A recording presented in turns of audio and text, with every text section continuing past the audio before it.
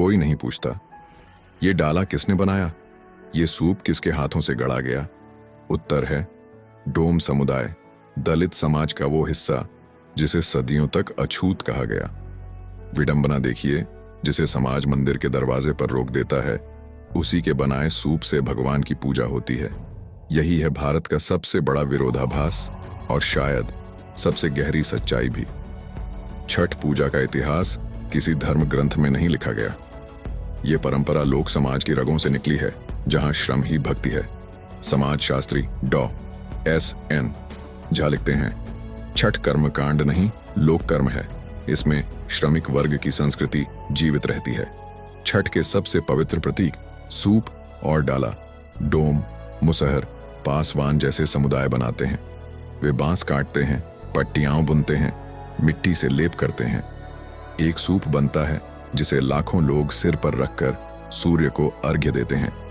लेकिन वही सूप पूजा के बाद नीची जात के हाथ का कहकर अक्सर फेंक दिया जाता है। वो वस्तु जो सूर्य की आराधना का माध्यम बनी, समाज के लिए छूने लायक नहीं रही। यह सिर्फ धार्मिक विरोधाभास नहीं, यह सामाजिक दोहरापन है। छठ पूजा अनोखी है। यह भारत की सबसे लोकतांत्रिक पूजा है, जहां कोई पुजारी नहीं, कोई मंत्र नहीं, कोई जात नहीं। यह पूजा किसी मंदिर के भीतर नहीं, बल्कि खुले आकाश और नदी के किनारे होती है। सूर्य सबका है, अमीर का भी, गरीब का भी, ब्राह्मण का भी, डोम का भी। इसीलिए समाज शास्त्रियों ने कहा है, छठ भारतीय लोकतंत्र की सबसे जीवंत अभिव्यक्ति है। यह पूजा कहती है, जो कर्म करता है वही पवित्र है। यह अंधभक्ति नहीं, बल्कि आत्मसम्मान का संस्कार है। 1930 नासिक का कलाराम मंदिर सत्याग्रह। डॉ भीमराव अंबेडकर अपने साथियों के साथ पहुंचे थे। मंदिर का दरवाजा बंद कर दिया गया।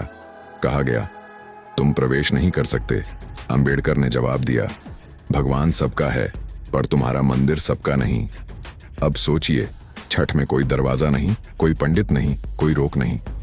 यह वही भारत है जिसका सपना अंबेडकर ने देखा था, जहां धर्म भी बराबरी सिखाए, ना कि भेदभाव। छठ का हर घाट, हर डाला, हर दीपक अंबेडकर के संविधान का प्रतीक बन चुका है। यह उस मंदिर प्रवेश आंदोलन का विस्तार है जो अब आस्था के जरिए अपना रूप ले चुका है। पटना का दीघा घाट, 2025 की छठ। मैं खड़ा हूं वहां जहां गंगा लहरें छू रही हैं, सूरज डूब रहा है और सामने लाखों लोग जल में खड़े हैं।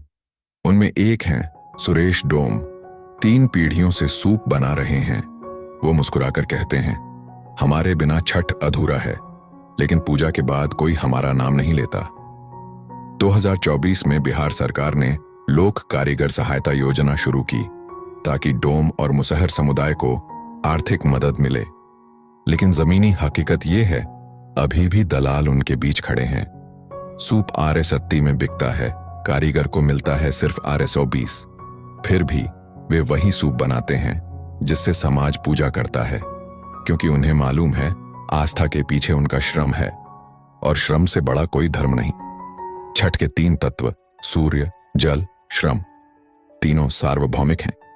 यह किसी जाति, किसी धर्म, किसी शास्त्र की बपौती नहीं। यह वही विचार है जो अंबेडकर के संविधान में लिखा है, समानता, स्वतंत्रता, बंधुत्व।